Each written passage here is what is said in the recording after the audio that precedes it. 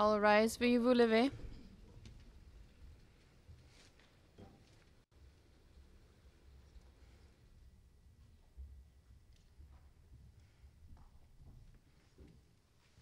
Please be seated. Veuillez vous asseoir.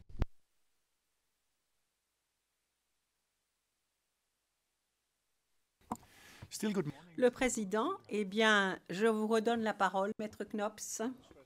Merci, Monsieur le Président, Madame, Messieurs les juges. Rebonjour. Nous allons poursuivre sur la contribution de Monsieur Ngaïsona. Nous nous sommes arrêtés à la COCORA. Nous passons maintenant au FROCA. L'accusation, pour que sa thèse ne s'écroule pas tout à fait, a dû bâtir le récit que Bozizé avait bien l'intention de retourner au pouvoir par la voie militaire en utilisant le FROCA. Mais pour faire cet exercice, pour convaincre les juges, elle devait de nouveau ignorer certains de ces éléments de preuve, établissant que l'objectif du FROCA n'était pas une organisation militaire, et qu'il voulait s'adresser à la communauté internationale. Si l'on regarde les textes, Monsieur le Président, le protocole d'accord du FROCA n'a rien à voir avec une organisation militaire. Deuxièmement, l'accusation ignore le fait qu'aucun de ces témoins n'a jamais vu ces documents et que Jean-Serge Wafio a dit clairement dans son courriel que ce document n'était qu'un projet. Mais pour soutenir sa théorie selon laquelle le FROCA était une organisation militaire, l'accusation a dû s'appuyer sur des déclarations spéculatives, y compris celui de Kokaté, qui a spéculé que Bozizé avait bien l'intention de revenir au pouvoir par le biais de la voie militaire. C'est ce qu'il a simplement déduit de la première réunion du FROCA, alors qu'il a bien reconnu qu'il n'avait jamais été membre du FROCA. Les éléments de preuve de Kokaté et P26-25, en ce qui concerne l'intention alléguée de Bozizé, a été réfuté directement par un témoin qui est venu directement devant la cour, c'est-à-dire D30 47 20. De la même façon, 1847 et P26-73, qui n'appartenaient pas au FROCA, qui sont des témoins de l'accusation, n'ont pas fourni d'informations directes. P23-28, P08-84, P29-26, qui ne connaissaient le FROCA qu'à travers la radio ou des articles de presse. L'accusation utilise ces éléments de preuve de cette façon. On le voit, par exemple, en ce qui concerne le voyage de Poutou à New York, Monsieur Ngaïsona ayant financé ce voyage, ce qui a été concédé par ce même témoin. À son retour, parce que Bozizé, comme le témoin l'a laissé entendre, avait décidé d'abandonner la solution diplomatique. Le reste n'est que de la spéculation de la part de cette personne. J'en arrive maintenant aux différents lieux où M. Ngaïsona aurait eu une contribution, en commençant par Gobéré, Bossangoa, le groupe de Bossangoa. Là aussi, pour que son récit ne s'écroule pas tout à fait, l'accusation a dû avoir recours à une connexion artificielle entre les groupes d'autodéfense et les militaires dans la région de Bossangoa. pour ce soi-disant cercle restreint. Comment est-ce que l'accusation a essayé de persuader la Chambre de cette connexion artificielle? Eh bien, c'est très simple. Ils ont simplement étiqueté comme étant les FACA et les FACA et la garde présidentielle comme étant loyaux à M. Ngaïsona, paragraphe 62 du mémoire de l'accusation, sans l'ombre d'un élément de preuve pour soutenir cela, et simplement présumer que les FACA, la garde présidentielle, auraient automatiquement été proboscisés. Voilà une approche très simpliste. Et que donc il y avait des groupes d'autodéfense qui se sont rassemblés à Bossangoa et qui ont clairement déposé ensuite devant cette cour qu'ils ne travaillaient pas pour Bozizé, pour le faire retourner au pouvoir, que Bozizé ne les avait pas aidés. L'affirmation de l'accusation que les militaires avaient été appelés à renforcer les groupes de d'autodéfense, paragraphe 100 du mémoire, pour renforcer donc les militaires, eh bien, c'est de la pure spéculation. La Cour a entendu des éléments de preuve, beaucoup d'éléments de preuve très convaincants selon lesquels les FACA et la garde présidentielle étaient ciblés par les Séléka et que donc pour cette raison, ils devaient s'organiser simplement pour survivre. Ils n'avaient pas d'autre choix. Ensuite,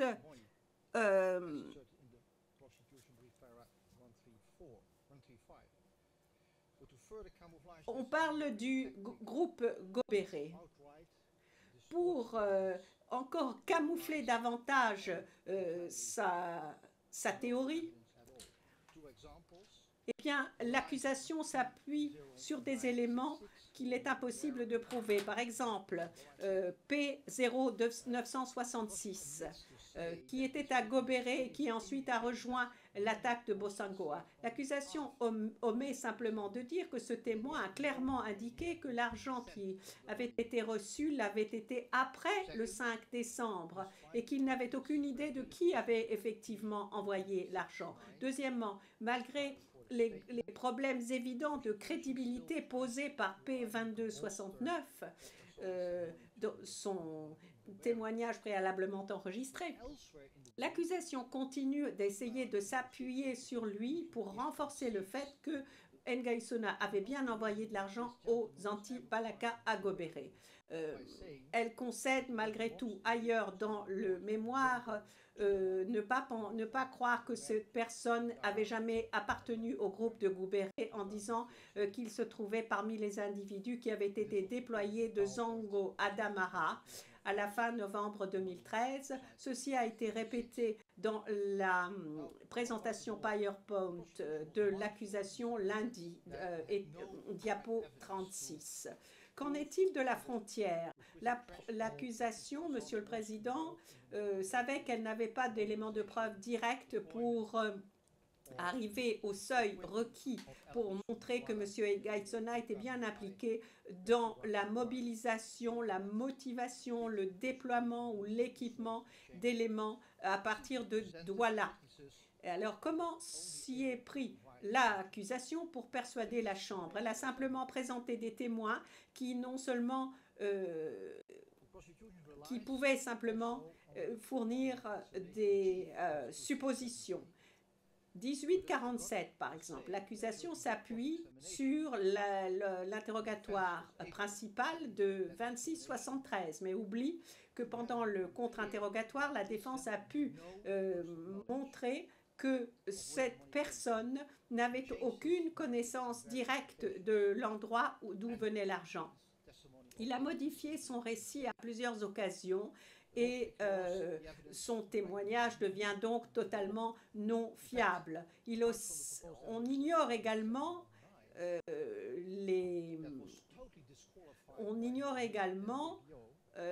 d'autres éléments. La note en bas de page 2444, cette personne, on ne sait pas comment M. Ngaïsona ait pu mobiliser qui que ce soit à Douala. Il n'y a aucune preuve de cela. Monsieur le Président, il est également frappant que l'accusation n'a pas fait ce que la défense a fait, c'est-à-dire prendre contact avec Moi, qui a été mentionné également dans le témoignage préalablement enregistré de 17-19. Donc, par le biais du 68.3, il savait parfaitement qu'il avait. Donc, on avait en plus le numéro de téléphone de Moi, le numéro de téléphone de Moi. Donc, l'accusation aurait pu vérifier, elle aurait pu l'appeler et appeler Moi, ce qui n'a pas été fait par l'accusation. Il n'y a pas d'éléments de preuve, Monsieur le Président, finalement, sur cette question de la frontière, que M. Ngaïsona ait jamais donné des instructions d'attaquer Beloko. Il n'y a absolument rien qui prouve cela. L'accusation, en plus, a totalement ignoré le témoignage direct d'un autre témoin. Elle a fermé les yeux sur la déposition crédible et tout à fait éclairante qui a été entendue par la Cour des 34-914 sur ce point. Elle a simplement interrogé le témoin sur ses échanges Facebook et s'est appuyé sur la déposition de 17-19.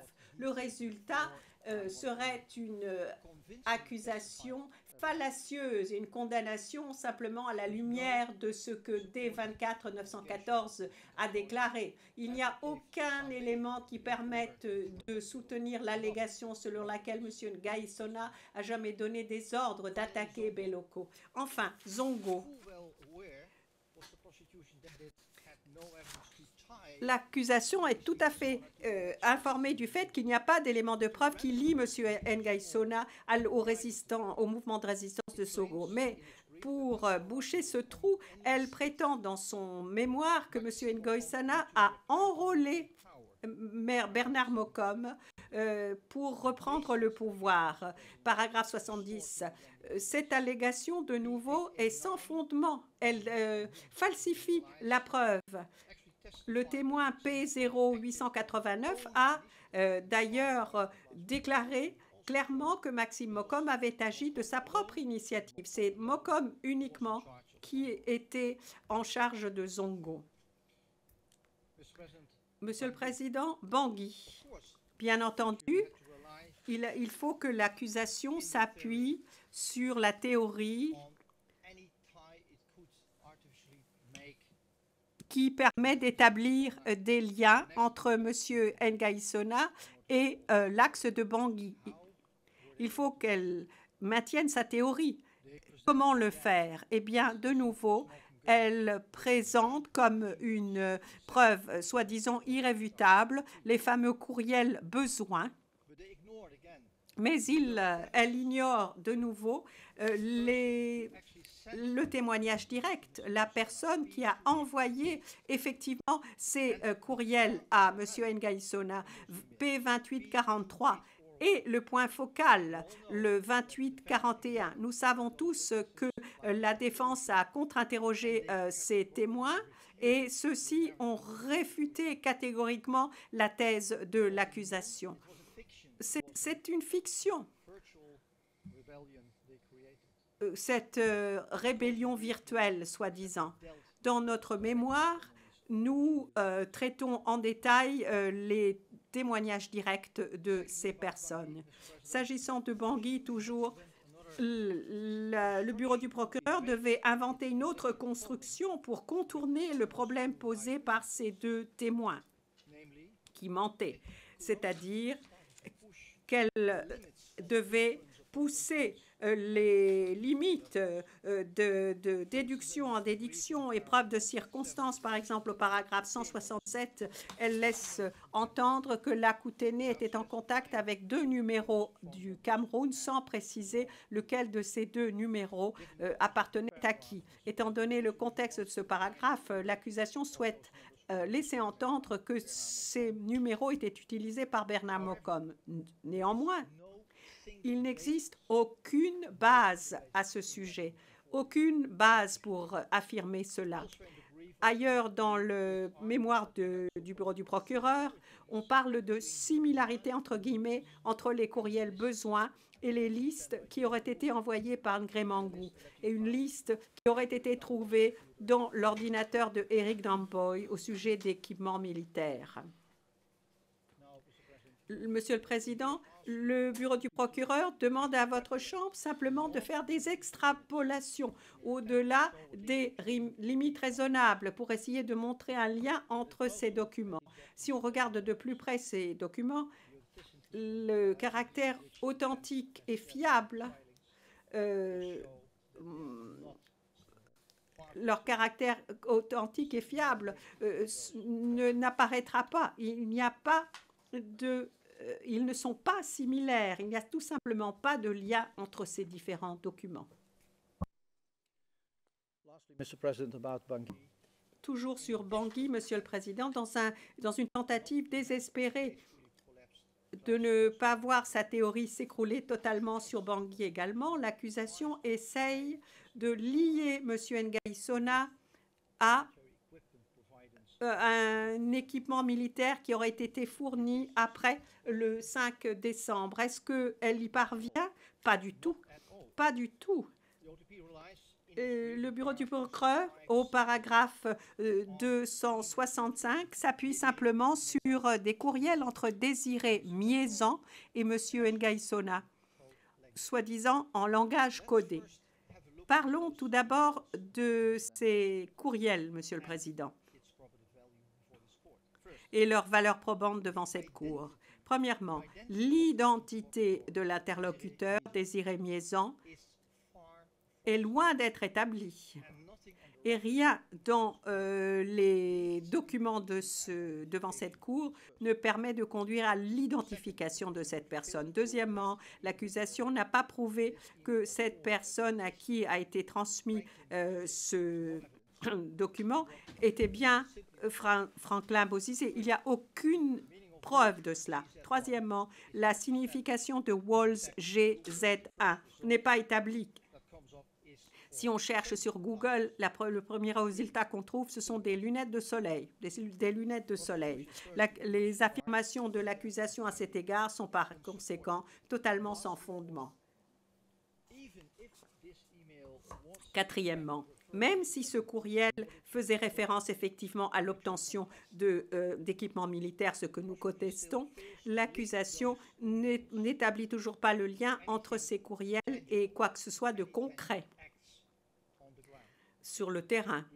Il n'y a tout simplement pas de preuve que ces équipements ont été achetés. Il n'y a pas de traces papier de transactions monétaires non plus.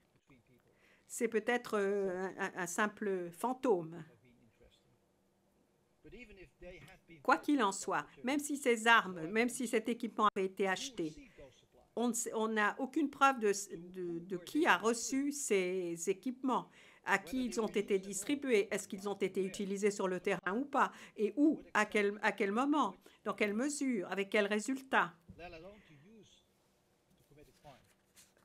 Sans parler du fait qu'ils aient été utilisés pour commettre un crime. Et d'ailleurs, quel crime? À quel crime est-ce que cet équipement a contribué et dans ce scénario? Et où et quand? Le rôle de M. Ngaïsona, puisqu'on parle de sa contribution, là aussi, sur ce sujet, Monsieur le Président, l'accusation était très consciente du fait qu'elle n'avait pas de preuves directes établissant le fait que M. Ngaïsona était un dirigeant reconnu bien avant sa nomination en tant que coordinateur général.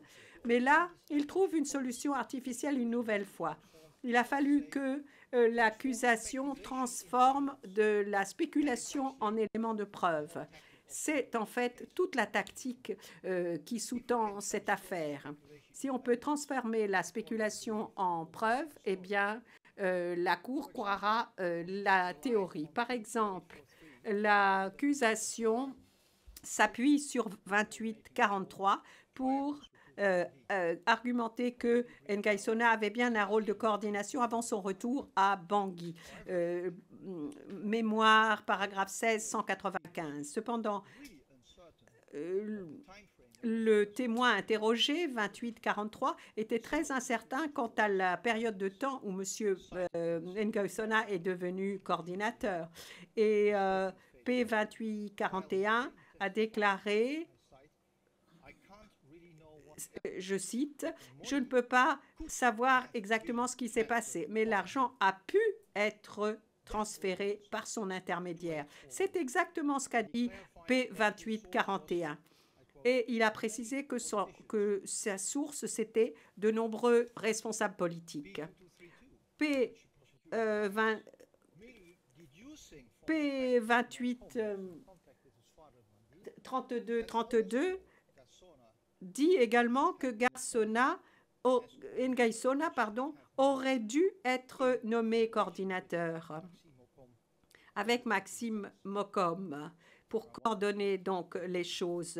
Paragraphe 118 du mémoire de l'accusation. Aucune référence n'est faite à la déclaration en contradiction de P889 qui a déposé que Maxime Mokom était vraiment très contrarié lorsque Nguyen Sona a été nommé. Et cela a poussé Mokom à retourner à Bangui.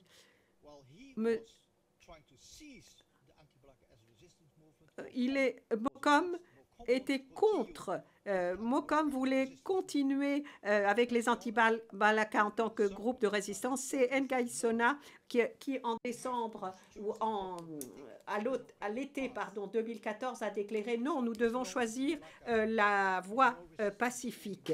Il n'y a plus besoin d'anti-Balaka, il n'y a plus besoin de résistance. Il faut que nous trouvions une solution démocratique pacifique. Et c'est Mokom qui était contre cela.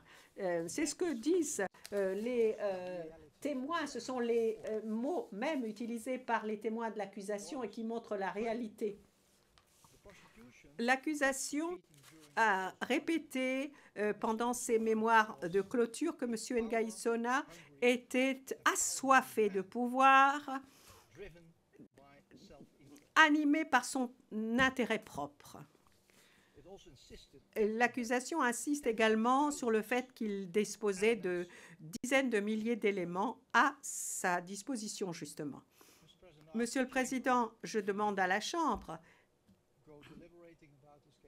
lorsque vous délibérerez, posez-vous cette question, cette simple question. Si c'était bien le cas, si c'était bien la motivation de M. Nguyen Sona de revenir d'exil à Bangui, en sacrifiant sa vie, en remettant en cause ses acquis. S'il était simplement assoiffé de pouvoir, s'il disposait de ces dizaines de milliers d'éléments, pour quelle raison est-ce qu'il n'a pas saisi le pouvoir avec les anti-Balaka? Pour quelle raison? C'est très simple. Selon la théorie de l'accusation, il suffisait qu'il s'appuie sur les milliers de personnes qu'il avait comme ça à sa disposition. Pourquoi n'a-t-il pas pris le pouvoir? Il avait les gens nécessaires pour cela. Il avait ces dizaines de milliers d'éléments à sa disposition.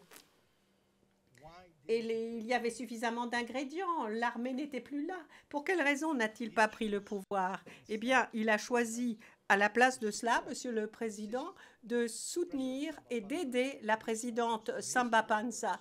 Ce sont ses propres termes lorsqu'elle est venue elle-même en tant que témoin devant cette cour. Il l'a aidé à stabiliser le pays et non, il n'a pas pris le pouvoir alors qu'il disposait de tous les moyens de le faire.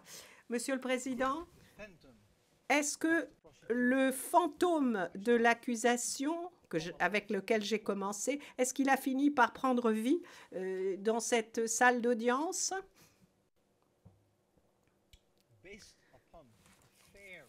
Si l'on regarde de manière équitable les éléments de preuve, je dirais que non, ce fantôme n'a jamais pris la vie. Merci, j'en ai terminé. Le président, merci, Maître Knops.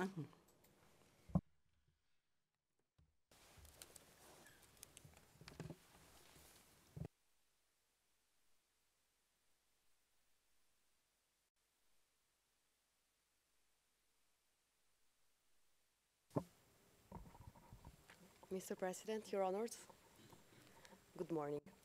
Monsieur le Président, Madame, Messieurs de la Cour, bonjour. Comme vous le savez, cette partie de nos conclusions traitera de la participation supposée de M. Ngaïsona à l'attaque, la préparation de l'attaque du 5 décembre. D'après le procureur, M. Ngaïsona était impliqué dans sa préparation, mais lorsqu'on analyse les preuves, on se rend compte de la fragilité de cette thèse. Cher juge, vous l'avez entendu du conseil de M. Yekatom hier et de M. Knops aujourd'hui. Donc, vous ne serez pas surpris si je vous le dis aujourd'hui que le procureur a continuellement maquillé et tordu les preuves concernant la participation alléguée de M. Ngaïsona pour l'attaque du 5 décembre. Par exemple, le procureur se base sur le témoignage du P0954 pour dire que M. Ngaïsona a financé et donné des instructions aux anti-Balaka, mais omet le témoignage dans cette cour du témoin qui disait que ce soutien n'est apparu qu'après l'attaque de Bangui. Il se base également sur le témoignage de P0446 pour corroborer l'allégation que que les anti-Balaka auraient reçu des instructions pour le compte de M. Ngaïsona durant une réunion derrière la colline Bazobangui. Une fois de plus, le procureur manque d'indiquer que le P0446 a spécifiquement dit dans son témoignage qu'il n'a jamais entendu M. Ngaïsona donner des instructions dans ce contexte et qu'il n'a pas d'informations au sujet de l'implication de M. Ngaïsona dans l'attaque du 5 décembre. Le procureur prétend également que P2673 a dit que M. Ngaïsona a donné un ordre à Konaté pour qu'il attende avant d'attaquer Bangui. Ce que le procureur ne dit pas, c'est que plus tard, dans ce témoignage et en conformité avec son témoignage préalablement enregistré, le témoin s'est corrigé et il a dit que c'était Yambete, mais pas M. Ngaïsona qui avait donné cet ordre.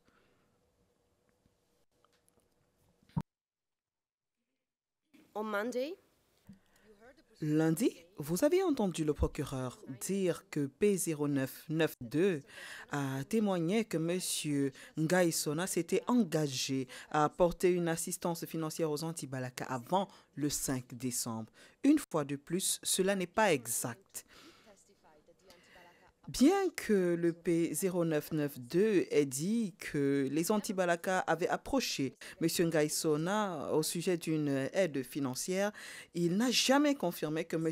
Ngaïsona s'était engagé à la fournir avant l'attaque. Et il a dit, le témoin, que demander de l'argent, ce n'est pas la même chose que recevoir de l'argent. Le témoin a simplement clarifié sa réponse après le contre-interrogatoire de la défense, ce qui est l'objectif de cette démarche. Le procureur a également dit lundi que M. Ngaïsona avait donné de l'argent aux participants de l'attaque du 5 décembre, y compris P0306. Mais que dire du témoignage du P0306 lui-même qui a dit qu'il n'a jamais reçu de l'argent de M. Ngaïsona? Une fois de plus, le procureur choisit ses preuves. Il met de côté la dénégation par P0306 qu'il a reçu une assistance financière parce que cela ne rentre pas dans le cadre de sa thèse, mais se focalise sur les propos de ce même P0306 que M. Ngaïsona était impliqué dans la préparation de l'attaque. Ce malgré que cette personne, ce témoin manquerait de crédibilité à la barre, des preuves fabriquées et bien sûr une volonté manifeste d'impliquer M. Ngaïsona. Le procureur a choisi de dépasser tout cela tant que cela soutient sa thèse. Le procureur vous demande également, cher juge, de spéculer. Parce que des témoins ont dit que M. Ngaïsona les avait informés d'une attaque à venir sur Bangui, ce qui supposerait qu'il avait été impliqué dans sa planification. Mais les preuves nous montrent, cher juge, que le procureur ferme les yeux sur un fait établi qu'en fin novembre, tout le monde s'attendait à la survenue de cette attaque et communiquait à ce sujet. Comme le dit le P0884, l'attaque des éléments anti-Balaka n'était pas un secret. Tout le monde était au courant. Son témoignage corrobore l'annulation par Djotodia des célébrations nationales du 1er décembre et également le déploiement immédiat de la force sangariste en République centrafricaine. Alors, M. Ngaïsona, le fait que M. Ngaïsona savait qu'il y aurait une attaque imminente sur Bangui n'est pas surprenante et n'indique en aucun cas son implication dans la planification de cette attaque. Face à ces témoignages qui ne corroborent pas sa thèse, le procureur s'accroche désespérément à des conversations Facebook pour combler les vides. Il modifie donc les conversations au-delà de leur sens et met de côté celles qui ne soutiennent pas sa théorie. Le procureur va encore plus loin en remettant en question des points essentiels sur la base de communication non fiable. Toute information, qu'elle soit inconsistante, non fiable, mais qui indiquerait vaguement une connexion de M. Ngaïsona à l'attaque de Bangui était immédiatement rajoutée avec du crédit, avec une place prominente dans la thèse du procureur. Le procureur a également passé une bonne partie de son exposé sur la responsabilité pénale de M. Ngaïsona, vous montrant ces messages. Ces messages qui peuvent être qualifiés de, oui dire, anonymes. Cher juge, Maître Knops vous a déjà entretenu sur la valeur probante de conversations Facebook. Mais je vous rappellerai que dans cette affaire, nous n'avons pas entendu les témoignages des auteurs de ces messages.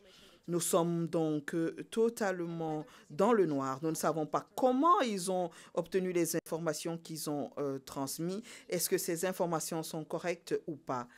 Et vous le verrez, je vous montrerai des exemples de conversations où des informations ont été transmises et par la suite démenties. Ce sont des instances hasardeuses qui nous permettent de confirmer ce que nous ne faisons que dire depuis le débat. Ce ne sont que des rumeurs, de la désinformation. Je commencerai avec un exemple à ce sujet.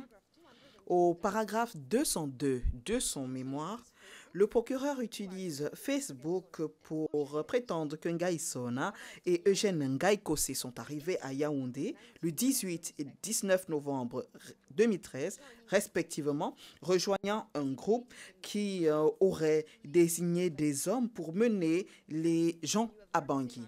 Vous avez entendu le même argument lundi. Pour établir la présence de Ngaïkosé au Cameroun le 18 novembre, le procureur se base sur des conversations Facebook de l'époque,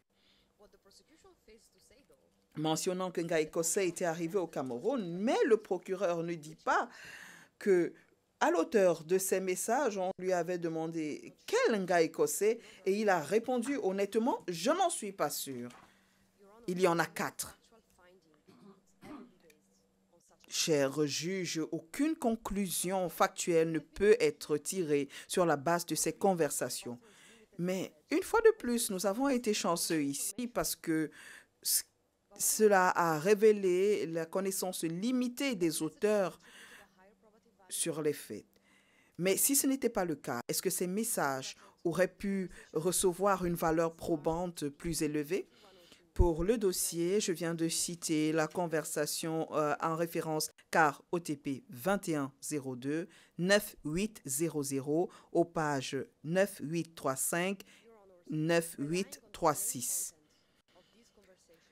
Madame et messieurs de la Cour, se baser sur le simple contenu de ces conversations pour sous-tendre quelques allégations factuelles est déjà un choix qui peut être remis en question. Mais le procureur ne s'arrête pas là. À plusieurs instances, il rajoute des informations aux conversations pour s'assurer qu'elles correspondent à sa théorie. C'est comme ça qu'un message Facebook qui dit le boss a appelé pour donner des instructions devient Bozizé a appelé pour donner des instructions à Ngaï Sona et Bernard Mocom. C'est le paragraphe 202 du mémoire du procureur. Il n'y a toutefois aucune indication dans cette conversation que M. Ngaï Sona et Bernard Mocom étaient les récipiendaires de cet appel. Et Webio, l'auteur des messages, lorsque la question lui a été posée, n'a pas pu confirmer que Bozizé avait appelé M. Ngaï Sona à ce moment. De même, un message Facebook disant que M. Ngaï Sona est, je cite, « doit la frontière en mouvement » a été interprété comme si M. Ngaï Sona monitorait le déploiement des éléments au long de la frontière Cameroun-Centrafrique. Il s'agit du paragraphe 203 de leur mémoire et vous avez entendu les mêmes propos lundi. Une fois de plus, dans cette instance, les allégations du procureur vont au-delà de la simple signification de la conversation. Ils vont plus loin pour renforcer leur thèse en prétendant que P2673 a confirmé un rassemblement de chefs militaires à Douala quelques jours plus tôt. Cela n'est simplement pas vrai. Et un examen plus approfondi de cette conversation révèle que P2673 demandait à son interlocuteur de vérifier une information qu'il avait reçue au sujet de certains chefs présents à Douala. Au terme de la conversation, l'interlocuteur n'a jamais confirmé cette information. C'était un échange pendant le témoignage. Il a confirmé exactement ce que suggère la conversation, que c'était une rumeur et qu'il ne pouvait pas la vérifier.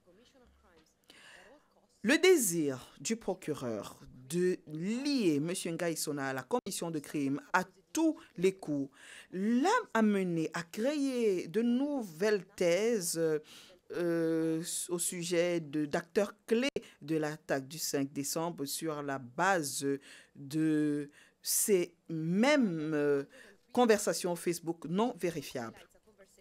Au paragraphe 203, par exemple, de son mémoire, le procureur souligne une conversation qui implique Aimé Serefio disant que Ngaï Sona était avec eux. Et le lit avec un autre message qui dit que Bernard Mocom avait contacté Aimé Serefio pour coordonner les troupes à Bangui. Le procureur essaye clairement de créer une connexion artificielle entre M. Ngaï Sona et cet individu à qui il aurait été demandé de mener les troupes à Bangui. Mais croyez-le ou non, Aimé Serefio n'apparaît nulle part ailleurs dans le mémoire du procureur ou même dans le dossier.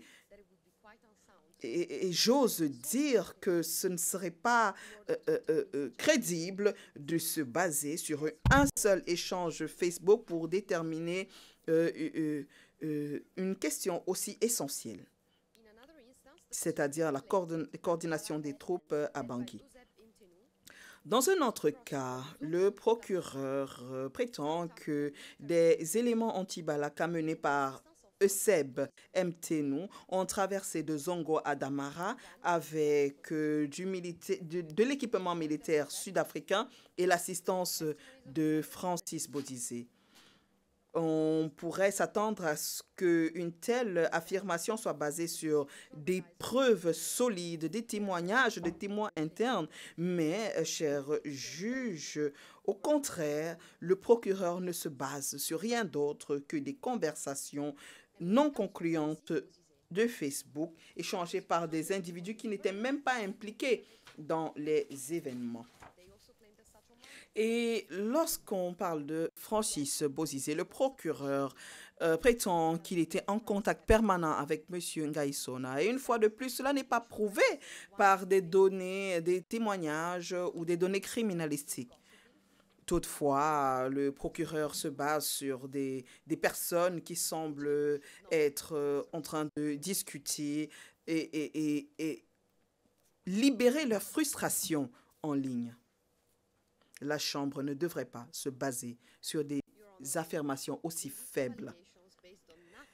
Madame et messieurs de la Cour, la liste d'allégations basées sur des simples conversations Facebook est longue. Et dans son envie de montrer une contribution éventuelle à l'attaque de Bangui, le procureur accorde du crédit à des échanges Facebook prétendant que M. Ngaïsona aurait ordonné le mouvement des troupes. Mais ces allégations sont absurdes. Comment M. Ngaïsona, un civil sans aucune expérience de tactique militaire, aurait pu être en charge de mener un mouvement de troupes? Mais le procureur ne s'intéresse pas à la logique ou à la crédibilité. Il ne veut qu'une condamnation. C'est comme ça, c'est ainsi que l'allégation que M. Ngaïsona et Bernard Mokom ont demandé aux anti-Balaka à Zongo de traverser sur Bangui et s'est retrouvée dans la thèse du procureur et dans ses conclusions. Le D4848 ne pouvait pas confirmer ces informations, mais tant qu'elle était incriminante d'après le procureur, elle était validée. Le procureur prétend également que D304848 a reconnu le contenu du message, alors que le témoin avait dit ne pas pouvoir le confirmer. Et enfin, mais je crois l'exemple le plus patent, l'allégation du procureur selon laquelle M. Ngaïsona aurait ordonné aux éléments à boire d'arriver à Bossambélé en 3 jours, le 24 novembre, qui, une fois de plus, ne se base que sur une conversation Facebook, pour créer une impression de corroboration. Le procureur indique également d'autres messages qui sembleraient indiquer que des éléments à boire avaient été dirigés vers Bangui.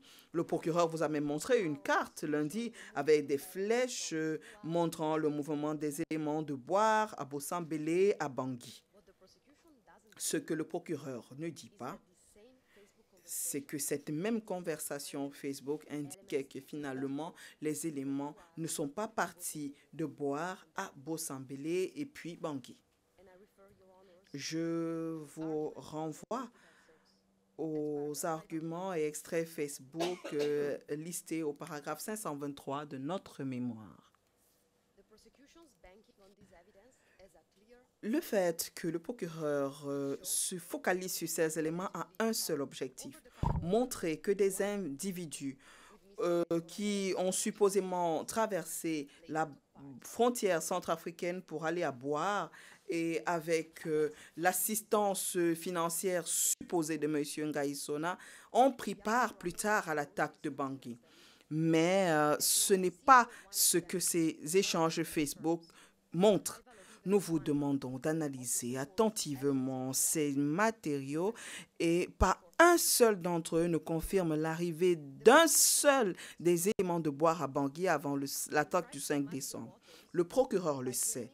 Et pour agiter l'eau et faire croire que les éléments de Bossambélé et boire font partie de ceux qui ont mené l'attaque de Bangui est déroutant.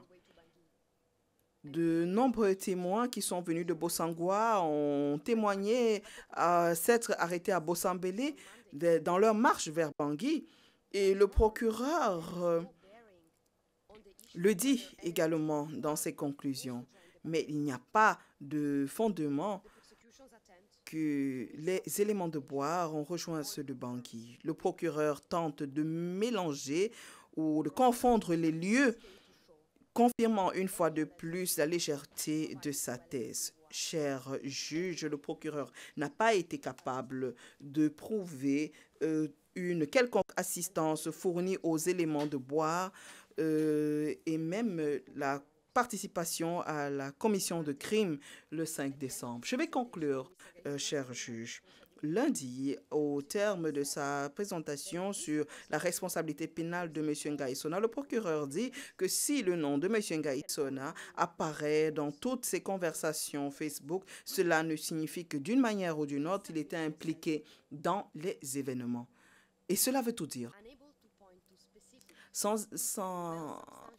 En étant incapable de mentionner des points spécifiques sous-tendus par des arguments solides, le procureur vous demande une fois de plus de combler les vides avec de la spéculation. Même prise de cette façon, rien de cela ne prouve la contribution de M. Ngaïsona au-delà de tout doute raisonnable. Merci. Je passe la parole à mon collègue. Merci, madame. Maître.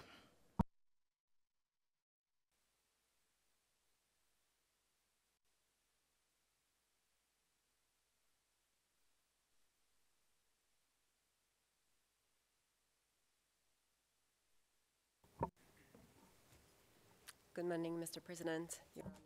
Bonjour, Monsieur le Président, Madame et Messieurs de la Cour. Je vous entretiendrai sur l'incapacité du procureur à prouver une cause commune criminelle au titre de l'article 25.3b. Le procureur a essayé de prouver que tous les anti-Balaka agissaient ensemble avec un objectif commun, cibler la population musulmane de Centrafrique. Et dans le cadre de cette cause commune, on commis tous les crimes dont M. Ngaïsona est accusé pendant cette période et tout au long tout sur le territoire de l'ouest de la Centrafrique. Mais cela ne reflète aucunement la réalité et ne tient compte d'aucune nuance. L'un des premiers échecs de la logique qui sous-tend la théorie du procureur est le fait que sa théorie tient compte de l'origine de la cause commune comme découlant de discours de Bozizé et son prétendu cercle interne. Et plus tard, la rhétorique inflammatoire anti-musulmane développée par le Froca. D'après le procureur, cette rhétorique anti-musulmane alimentée par la haine, et c'est ce qui trace la ligne entre les Séléka et les civils musulmans pour les anti-Balaka. Le procureur vous a dit lundi que cette rhétorique était partagée dans chaque province et même avant le coup d'État de mars 2013. Le procureur a à peine mentionné lundi que les anti-Balaka ont émergé en réaction aux atrocités commises par les Séléka et sont revenus à plusieurs occasions sur le fait que les anti-Balaka s'attaquaient aux Séléka et aux musulmans du cercle interne de Bozizé à cause du cercle interne de Bozizé et des Froca. Donc, qu'ils l'ont fait pour des raisons politiques. Est-ce que le procureur a été capable de montrer que les discours ont galvanisé ou alimenté le sentiment anti-musulman, qu'il a continué à alimenter le fait que les musulmans soient perçus comme l'ennemi et que ces discours aient mené à la violence dans le pays après mars. Après mars 2013, des mois plus tard et après le coup d'État des Séléka, non. Le procureur demande à la Cour de spéculer et de créer un récit erroné, un récit qui pourra servir leur cause et soutenir l'intention des anti-Balaka, l'intention criminelle. Pourquoi le disons-nous? Dans notre mémoire de clôture, paragraphe 152, si des tensions ont émergé en Centrafrique en fin décembre 2012, janvier 2013, ce n'est pas à cause des discours faits par Bozizé ou d'autres, mais à cause de la menace sécuritaire véritable que posaient les Séléka dans leur marche à travers Bangui comme étant des crimes contre les civils. C'est pour ça que les populations étaient effrayées et ont décidé de s'organiser et de protester. Le procureur, lundi, est allé loin jusqu'à mentionner une comparaison qui avait été faite par un journal local centrafricain pour l'assimiler à Radio Centrafrique, Radio 1000 Collines. Nous savons le contenu qui était diffusé par Radio 1000 Collines pendant le génocide. C'est très grave, une allégation très grave qui ne peut pas être prise à la légère. Mais le procureur la répète dans la salle d'audience sans pouvoir la prouver. Lorsque vous considérez le paragraphe 34 et pied de page 44 du procureur, vous verrez que le procureur se réfère à un programme de Abakar Pico, Zama et Faimindi. Et lorsqu'on lit la transcription de ce programme, on ne voit aucune référence à une haine contre les musulmans. Ce qu'on peut lire, par contre, ce sont des références à des étrangers qui sont venus dans le pays, des villes saccagées après le passage des Séléka, des opposants politiques. Un contenu bien légitime dans le contexte qui prévalait à ce moment-là. Dans une note, le D4720 a témoigné que Abakar Pico, l'un des animateurs du même programme radio à Radio Centrafrique, était lui-même musulman. Ce serait surprenant qu'un musulman diffuse des phrases telles que celles diffusées sur Radio 1000 Collines à l'encontre de son propre peuple. Et dans ce même pied de page, le procureur fait également référence à la déclaration de paix 1847 que Javon Papazama faisait des remarques anti-Séléka, anti-djihadistes. Est-ce que cela veut dire anti-musulman?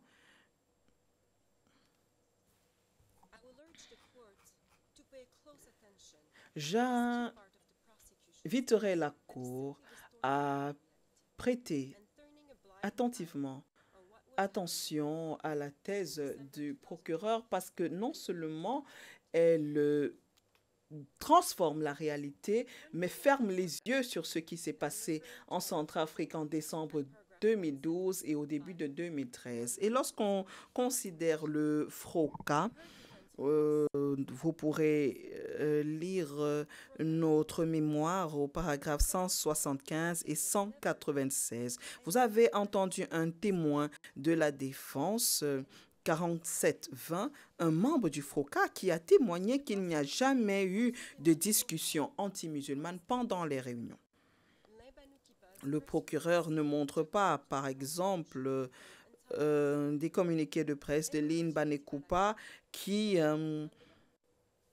d'après la thèse anti-musulmane du procureur, ne sont jamais arrivés aux éléments anti-Balaka sur le terrain.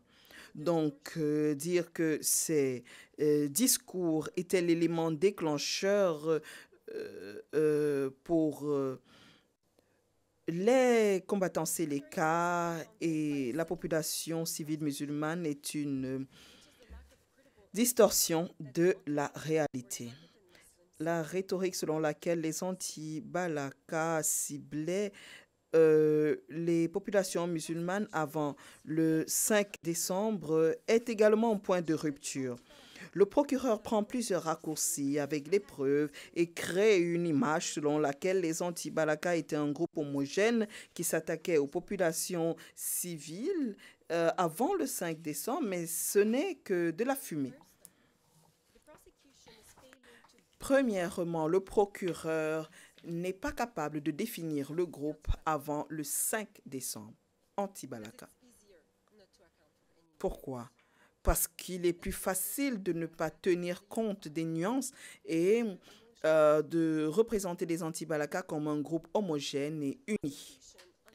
Le procureur lundi a prétendu que les anti-Balaka étaient un groupe clairement identifiable, transcription 306, page 23, et poursuit en disant que ce qui les rendait identifiables, c'était, je cite la transcription, ils voulaient se venger des Séléka et tout le monde qui était associé à eux ou qui les avait soutenus, et c'était les musulmans.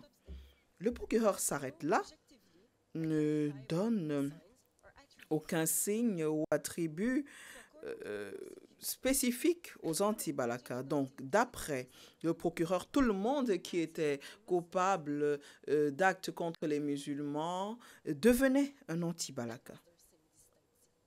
C'était là leur signe distinctif.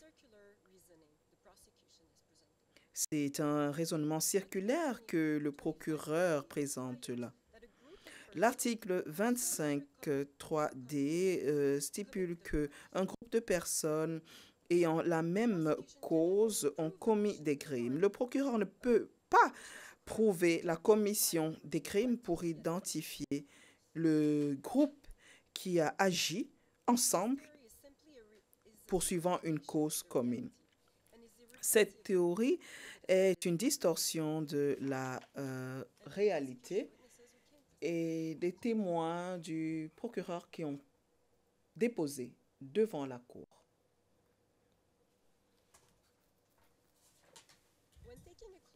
Ont une théorie qui le contredit. Lorsqu'on analyse de près, on se rend compte que ce n'était pas un groupe homogène et nous l'avons résumé dans nos conclusions, paragraphe 2 de 8, 2, 3, 7. Et vous avez entendu mes collègues de l'équipe de Yekatom hier, donc je ne répéterai pas tout, mais je dirai ceci. Des civils ont commis des actes opportunistes. Certains civils se sont proclamés anti-Balaka sans avoir aucun lien avec les anti-Balaka. Ils étaient des faux anti-Balaka, des bandits qui tiraient parti de la situation. Et le procureur ignore volontairement le fait, et cela est un gouffre noir dans sa théorie. Nous invitons la Chambre à prêter attention à cela. Pourquoi est-ce que le procureur ignore une fois de plus que la réalité de ses propres preuves? Parce qu'il savait qu'il y avait des gens qui commettaient des crimes mais qui ne faisaient pas particulièrement partie du groupe de personnes identifiées et mues par une cause commune. Et c'est un élément essentiel dont le procureur a besoin pour prouver que M. Ngaïsona est responsable au titre de l'article 25.3d et le procureur ne l'a pas prouvé. Je vous parlerai maintenant du manque ou de l'absence d'une cause commune au long de la période considérée. Je commencerai par l'action des anti-Balaka avant le 5 décembre et le procureur qui traite premièrement de l'attaque de septembre à Bosangwa. L'accusation ne s'appuie que sur des journaux, des articles de journaux. Pour quelle raison? Parce que les éléments fournis par ses propres témoins ne vont pas dans son sens. L'accusation et sa théorie est réfutée par P0966 qui a déclaré que toute nouvelle recrue à Gobéré était informée des principes à respecter. Ne vole pas, n'attaque pas les civils. Et lui-même a puni certains éléments pour ne pas avoir respecté ces règles. Ceci est également corroboré par P2602 et P2251, disant que les objectifs du groupe n'étaient pas de cibler les civils musulmans. Monsieur le Président, vous trouverez davantage de détails à cet égard au paragraphe 200 de nos écritures. Mais cela montre combien la thèse de l'accusation est faible. Lorsque l'on regarde maintenant l'esprit soi-disant anti-musulman partagé par les éléments déployés à la frontière. Paragraphe 171 du mémoire de l'accusation. L'accusation fait valoir que B2673 a déposé pour dire que les éléments anti-Balaka à Garoua Boulaye étaient nourris par cet esprit anti-musulman et en parlaient ouvertement. Mais qu'est-ce qu'a dit exactement P2673? La Chambre peut voir que le témoin dit que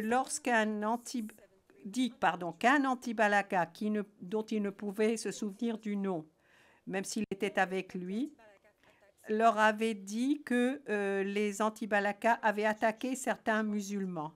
L'accusation dit un anti-Balaka, pas l'ensemble du groupe. L'accusation fait valoir également qu'un expert des Nations Unies, P0287, qui était donc un observateur à la frontière, a déclaré que certains anti-Balaka de Baran faisaient l'association entre les Séléka, les Soudanais, les Tchadiens et les étrangers, qu'ils regroupaient tous ensemble comme étant leur ennemi perçu. Et cela est devenu simplement les musulmans en général. Note en bas de page 389 du mémoire de l'accusation. Paragraphe 132 de la déclaration du témoin P287. C'est une citation éclatante que l'accusation utilise dans son mémoire de clôture et dans ses déclarations de clôture lundi.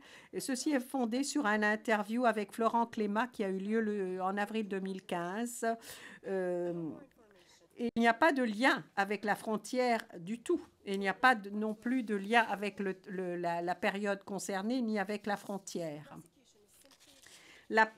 L'accusation, une nouvelle fois, utilise ce genre d'éléments de preuve comme il lui convient le mieux pour cadrer avec son narratif. Le témoin de la défense D4914 était présent à la frontière en octobre 2013. Il a déclaré que des civils n'étaient pas la cible des anti-Balaka, mais plutôt les Séléka. Et je cite: il faut savoir qui est votre cible. Ne volez pas, ne tuez pas les civils, ne vous engagez pas dans des actes barbares, quels qu'ils soient. C'est ce que je dis aux gens à chaque fois que je le peux. Prenons maintenant les actions des anti-Balaka pendant les attaques. L'accusation au paragraphe 244 et la note en bas de page 495 affirment que malgré le fait que l'objectif des chefs était de chasser les Salaka, les moyens qu'ils utilisaient avaient pour conséquence l'attaque de la population civile musulmane. Lorsqu'on regarde cette note en bas de page de près, la Chambre s'appuie uniquement sur des déclarations règle 68.2 qui ne sont pas vérifiées au prétoire, sur des déclarations de témoins qui sont ensuite nuancées une fois le témoin à la barre, et cela n'est pas reconnu.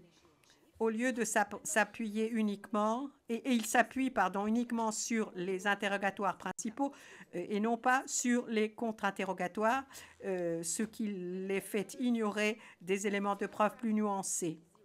acquis dans la salle d'audience. Paragraphe 330, footnote 680. L'accusation fait référence à P0808, qui a déclaré que les anti-Balaka ciblaient les musulmans pendant l'attaque du 5, paragraphe 40 de sa déclaration. Mais l'accusation ignore totalement le contre-interrogatoire mené par le Conseil de la Défense. Transcription 72, page 14. Le témoin a déclaré, je le cite, « Il est difficile pour moi de dire si c'était les anti-Balaka ou la population civile. » Et ceci est ce qui a causé toute la confusion. Vous voyez sur la vidéo combien les gens réagissent à la situation. Donc, c'était le chaos. La situation était vraiment très chaotique.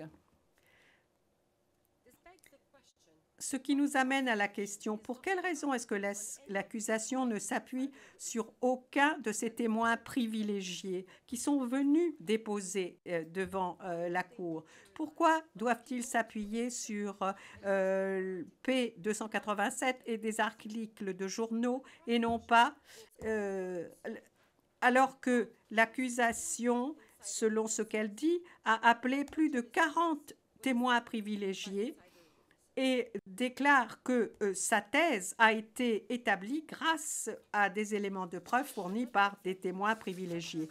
Autre exemple, au paragraphe 336 du mémoire de l'accusation, l'accusation fait valoir qu'il y a des messages Facebook du soi-disant cercle restreint de Bozizé indiquant que la rhétorique anti-musulmane avait été adoptée sur le terrain. L'accusation présente les éléments de preuve de manière trompeuse. Si l'on regarde de très près la note en bas de page 707 du mémoire de l'accusation, il apparaît premièrement que tous les messages cités sont d'une correspondance avec Lévi Yakété seulement, et non pas des membres au pluriel, comme on le disait tout à l'heure, du cercle restreint de Bozizé. Néanmoins, si l'on suit la logique de l'accusation et que l'on regarde les messages Facebook, l'on voit que Lévi Yakété était, dès juin 2013, n'était pas sur la même ligne que Bozizé sur sa manière de traiter avec la situation. Et il dit... en novembre 2013, dans un de ses messages, Bozizé ne fait plus parler de lui depuis un temps, en français dans le texte.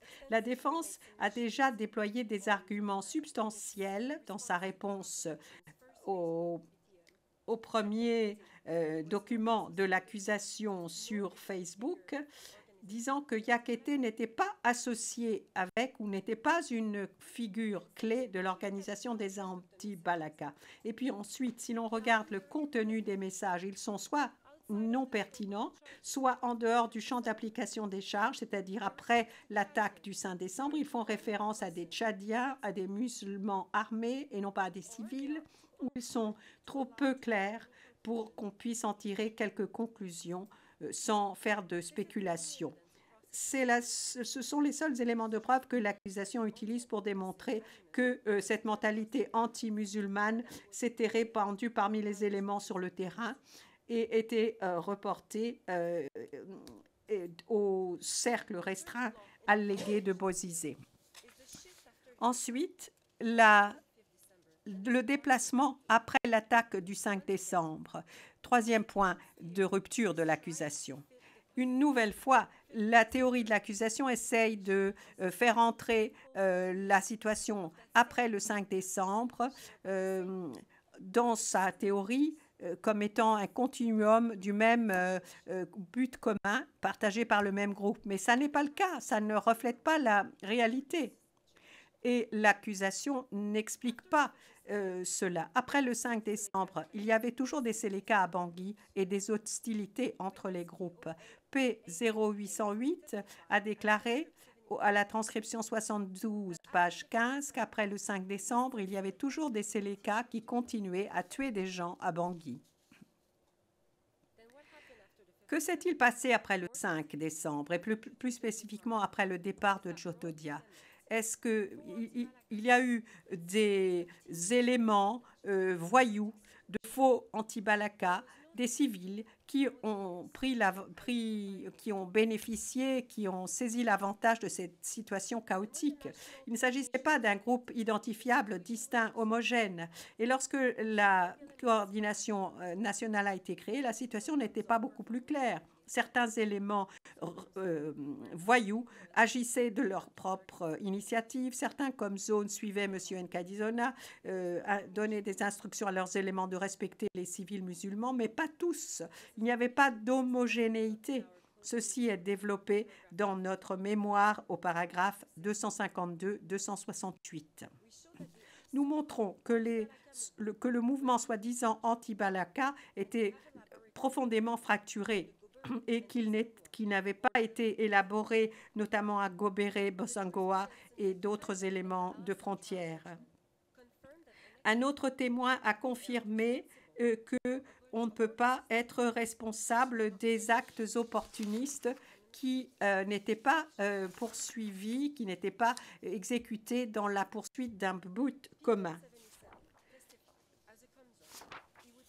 P1077 a déclaré qu'en tant que Comzone, il avait toujours des éléments qui étaient incontrôlés, qui faisaient toutes sortes de choses et qui continuaient à se comporter comme s'ils étaient et au nom des anti-Balaka. Selon l'article 25.3d, l'accusation doit prouver qu'un groupe agit de concert avec un but commun et non pas certaines personnes. L'accusation une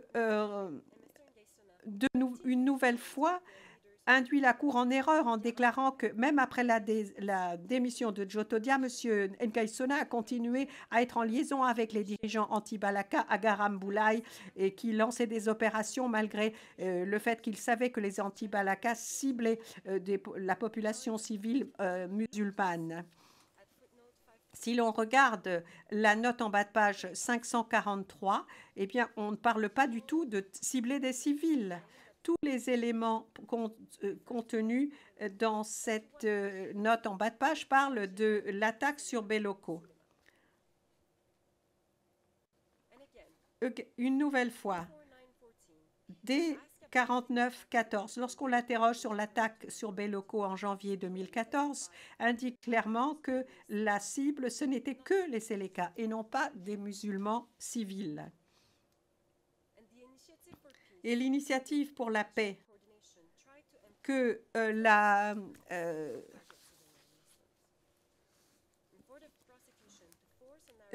l'accusation essaie de forcer un narratif selon lequel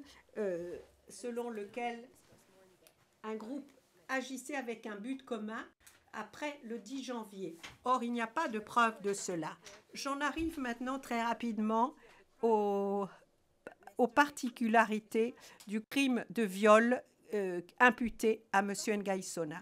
L'accusation prétend qu'il était de connaissance commune que des groupes armés commettaient de la violence sexuelle contre les civils qu'ils percevaient comme étant associés aux groupes opposants dans le contexte d'un conflit armé en RCA entre 2003 et 2015. La Chambre de première instance, dans l'arrêt Katanga, dans la décision Katanga, paragraphe 1630, déclare pour qu'on puisse accepter que les actes d'un auteur relèvent du but commun, il est nécessaire de montrer que le crime faisait partie de ce but commun. Les crimes poursuivis uniquement par des actes opportuns ou opportunistes de la part de membres de ce groupe et qui tombent en dehors de ce but commun ne peuvent pas être attribués aux actions concertées du groupe ou à l'action concertée du groupe. Je ne vais pas tout répéter, mais dans notre mémoire de clôture, nous le développons, paragraphe 271-276. Premièrement, l'accusation s'appuie sur des documents généraux condamnant la violence sexuelle pour établir établir qu'il y avait bien une connaissance commune que la violence sexuelle serait commise par les partis au conflit armé en RCA parce qu'il y avait une certaine atmosphère favorable à une violence sexiste reconnue par le gouvernement du RCA. On ne pourrait pas être plus vague. Il n'y a pas d'éléments de preuve qui établissent que les anti-Balaka partageaient un objectif commun et voulaient commettre de la violence sexuelle contre des civils musulmans. Deuxièmement, l'accusation fait référence au rapport de l'AFIDH, car OTP 2001-2769, page 2809, où on ne fait référence que aux viols commis par les éléments Séléka. C'est la même histoire dans tous les documents de l'accusation. Donc, la motion présentée directement en audience sur la violence sexuelle, note en bas de page 662 de leur mémoire. Effectivement, l'accusation essaie d'attribuer les crimes commis par les Séléka aux anti-Balaka. Troisièmement, l'accusation cite également l'affaire Bemba devant cette cour pour des faits remontant à 2003. Ce sont les éléments de preuve que l'accusation a en sa possession pour prouver que la violence sexuelle faisait bien partie du but commun anti-Balaka. L'accusation demande à la Cour de condamner M.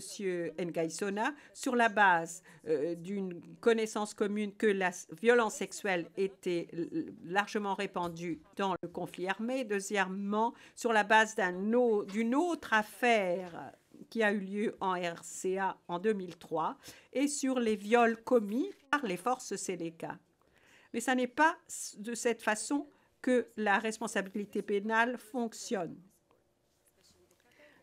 L'accusation semble oublier la jurisprudence de cette Cour, en particulier l'affaire Katanga. La Chambre, dans Katanga, paragraphe 1663 du jugement, déclare que bien que le viol ait été commis contre des femmes civiles par des combattants Ngiti, il n'y avait pas d'éléments de preuve établis devant la Chambre pour permettre de constater que les actes de viol et de réduction en esclavage étaient commis sur une large échelle et de manière répétée pendant l'attaque de Bogoro, ou que l'attaque de Bogoro impliquait nécessairement la commission de tels actes, ni que les combattants Ngiti, avant cette bataille, avaient commis des crimes de viol et de réduction en esclavage. Même si la Chambre devait constater qu'un ou deux viols ont été commis à Bosankoa, il n'y a pas de schéma qui a pu être établi par l'accusation. Elle n'a pas établi que le crime de viol faisait bien partie du but commun des anti-Balaka. La Chambre doit également laisser de côté l'argument des représentants légaux des victimes que ces deux incidents de viol ne sont pas des incidents isolés, étant donné qu'au moins 30% des victimes participantes racontent dans leur formulaire de demande qu'ils ont subi des viols ou des actes de violence sexuelle. Monsieur le Président, Madame, Messieurs les juges, les informations fournies dans les formulaires de demande des victimes ne constituent pas une preuve. Les formulaires ont un caractère administratif qui est bien établi dans la jurisprudence de cette Cour dans l'affaire Bemba. Je ne reviendrai pas sur la remarque développée par Maître Dimitri hier en ce qui concerne les formulaires de participation et leur crédibilité en l'espèce. En conclusion, cette Chambre ne peut pas arriver à la conclusion que les anti-Balaka étaient un mouvement agissant de concert avec un but commun de commettre tous les crimes imputés contre M. Ngaïsona. J'en termine pour aujourd'hui. Je m'en remets à vous pour la suite. Le Président, oui, je vous comprends. Il nous reste 10 minutes avant 13 heures. Maître Proulx, c'est à vous. Je suggère que nous fassions la pause déjeuner jusqu'à 14 heures. Donc, nous faisons la pause déjeuner et reprenons à 14 heures.